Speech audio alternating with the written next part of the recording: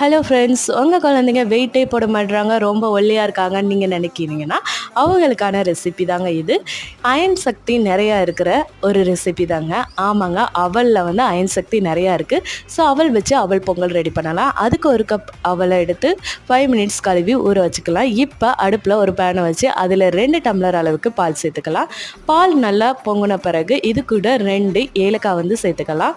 இப்போ ஏலக்காய் போட்ட பிறகு நம்ம ஊற வச்ச அவல் எடுத்து இந்த பாலில் வந்து சேர்த்துக்கலாம். ஸோ கொஞ்சம் கொஞ்சமாக கிளறி விடுங்க. நெக்ஸ்ட்டு பார்த்தீங்கன்னா, பால் வந்து நல்லா பொங்கி வர டைம் வந்து பார்த்திங்கன்னா நம்மளுடைய அவல் வந்து கூடயே நல்லாவே வெந்துடும். ஸோ இந்த மாதிரி வெந்த ஸ்டேஜில் நம்ம இது கூட நாட்டு சர்க்கரையோ இல்லை உங்களுக்கு பிடிச்ச வெல்லமோ இல்லை ஒயிட் சுகரோ எது வேணாலும் சேர்த்துக்கலாம். ஸோ இந்த மாதிரி நாட்டு சர்க்கரை 1/4 கப் சேர்த்துக்கிட்டு நல்லா கிளறி விடுங்க. இப்போ சுவையான அவல் பொங்கல் ரெடி ஆயிரும். ஸோ உங்கள் குழந்தைங்க வெயிட் போட இதை ஃபாலோ பண்ணுங்கள். என்னோடய சேனலை சப்ஸ்கிரைப் பண்ணிடுங்க ஃப்ரெண்ட்ஸ். தேங்க்ஸ்.